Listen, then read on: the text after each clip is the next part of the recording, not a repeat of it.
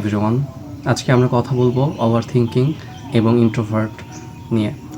একজন ব্যক্তি যে কিনা ইন্ট্রোভার্ট সে ইভেনচুয়ালি ওভার থিঙ্ক করে, আর একজন ওভার থিঙ্কার ইন্ট্রোভার্ট হয়। একজন মানুষের সাথে এই দুটো টার্ম একই সাথে এক্সিস্ট করে।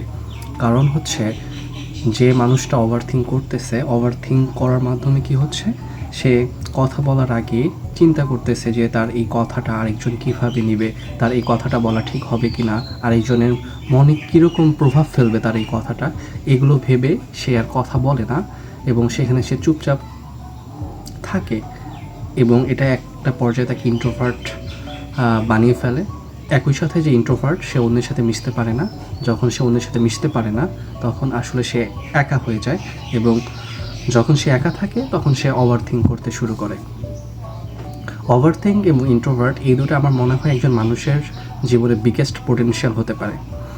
আর একজন ওভার থিঙ্কার আসলে এটা ভালো মানুষ হয়, এবং সে অনেক বেশি চিন্তা করে অন্যদের নিয়ে, সে অন্যের অনেক কেয়ার করে, সে অন্যকে ভালোবাসলে অনেক বেশি ভালোবেসে ফেলে, হুইচ ইজ গুড থিংস। এবং যারা কিনা ইন্ট্রোভার্ট, তারা অন্যের সাথে বেশি মেশে না, তারা নিজের জীবন নিয়ে ব্যস্ত থাকে, তারা অনেক বেশি সময় পায়। ওই সময়টা তারা হয়তো বা বিভিন্ন স্কিল ডেভেলপমেন্ট বা সেলফ ইমপ্রুভমেন্টে কাজে লাগাতে পারে। কিন্তু সমস্যা হচ্ছে এই ইন্ট্রোভার্ট এবং ওভার থিঙ্কিং মানুষদের জীবনের সবথেকে বড় আইরনি হচ্ছে, তারা ভালো মানুষ এবং তাদের অনেক কিছু করার সুযোগ থাকা সত্ত্বেও তারা জীবনে কিছু করতে পারে না।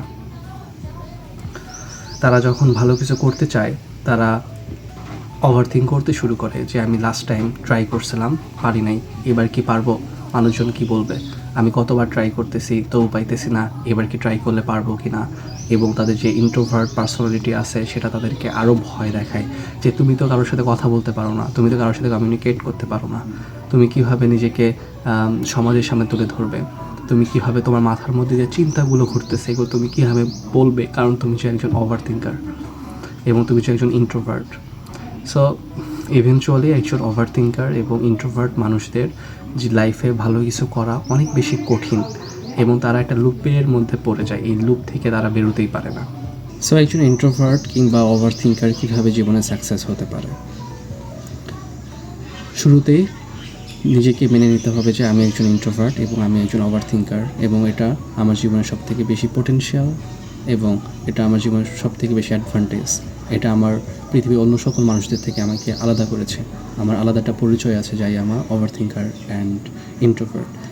দেখো, এই দুটো কেন আমি পোটেনশিয়াল বলতেছি। যারা ওভার থিঙ্ক করে তারা আসলে অন্যদের নিয়ে অনেক বেশি চিন্তা করে, অন্যদের ভালো রাখতে চায়, তাই না? তারা সবার আগে আত্মসমালোচনা করে, নিজের ভুলগুলো বুঝতে পারে, তাদের কথাগুলো অন্যের মাঝে কী প্রভাব ফেলতেছে সেগুলো সে বুঝতে পারে। সো একজন ওভার থিঙ্কার মানুষ সহজে খারাপ মানুষ হইতে পারে না, রাইট? সো তুমি একজন ভালো মানুষ, তুমি চিন্তা করো সবাইকে নিয়ে, তুমি কাউরে কষ্ট দাও না। সো তুমি যখন জীবনের শেষ পর্যায়ে পৌঁছায় যাবা, যখন তুমি মৃত্যুর প্রহর গুনবা, তখন তোমার জীবনে কোনো রিগ্রেট থাকবে না যে আমি সবার সাথে ভালো বিহেভ করছি, আমি সবার প্রতি কেয়ার করছি, আমি কাউরে কষ্ট দিইনি। সো এই বিষয়টা ভালো। এটা নিয়ে ফার্দার কোনো টেনশন করা দরকার নেই যে আমি একজন আমি বেশি ওভারথিঙ্ক করতেছি, এটা আমাকে হার্ট করতেছে। সো এরকম ভাবার কোনো কারণ নাই। 2 নম্বরে হচ্ছে পোটেনশিয়াল বলতেছি এই জন্য ওভারথিঙ্কিংকে, যে তুমি যখন একটা কাজ করতে ধরবা তখন তোমার মধ্যে একটা ওভারথিঙ্ক আসবে যে আমি এটা পারবো কি না, আমি 5টা করছিলাম, পারি না, এখন পারবো কি না। সো তুমি যেটা করতে পারো, তুমি একটা খাতা কলম নিয়ে বসতে পারো, তুমি যে কাজটা করতে চাচ্ছ সেটা করতে গিয়ে তোমার কী কী ওভারথিঙ্ক হচ্ছে তুমি লিখে ফেলো। তুমি জাস্ট ওভারথিঙ্ক একটু মনোযোগ দিয়ে ওভারথিঙ্ক করবা আর লিখবা, তুমি দেখবা যে তোমার ওই কাজটা 50% তুমি শেষ করে ফেলছো শুধুমাত্র তোমার ওভারথিঙ্ক দিয়ে। এটা কিন্তু একটা গ্রেট অ্যাডভান্টেজ হবে তোমার জন্য। এবং দ্বিতীয়ত হচ্ছে ইন্ট্রোভার্ট পোটেনশিয়াল এই জন্য যে ইন্ট্রোভার্ট মানুষের সাথে মিশে না, বেশি মিশতে পারে না। সো সে হচ্ছে খারাপ ছেলেদের সাথে মিশে, খারাপ সঙ্গতির সাথে মিশে খারাপ হয়ে যাওয়ার চান্স অনেক কম থাকে, রাইট? তুমি নিজেকে বেশি সময় দিতে পারো। সো ওই সময়টা তুমি নিজের কাজে লাগাও। আর আমি ইন্ট্রোভার্ট, আমি কারোর সাথে কথা বলতে পারি না, এটা একটা ভুল ধারণা। ইন্ট্রোভার্ট মানুষরাও কিন্তু বিশেষ কিছু মানুষের সাথে কিন্তু এক্সট্রোভার্টের মতো বিহেভ করে। কাদের সাথে করে? যখন তোমার ইন্টারেস্ট, তোমার যে বিষয়ে তোমার জানার গভীরতা রয়েছে, সেই বিষয়ের উপর মানুষজন কথা বলে তখন কিন্তু তুমি কথা বলতে পারো।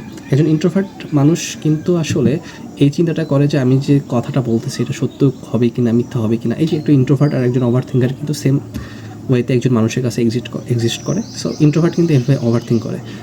এই জন্য তুমি যখন প্রত্যেকটা বিষয়ে গভীর নলেজ রাখবা, তুমি যখন জানবা যে তুমি যে কথাটা বলতেছো সেটা সত্য, তখন কিন্তু তোমার আর খারাপ লাগবে না। তুমি কিন্তু এক্সট্রোভার্টের মতো তাদের সাথে মিশতে পারবা, তোমার অপিনিয়ন শেয়ার করতে পারবা, রাইট?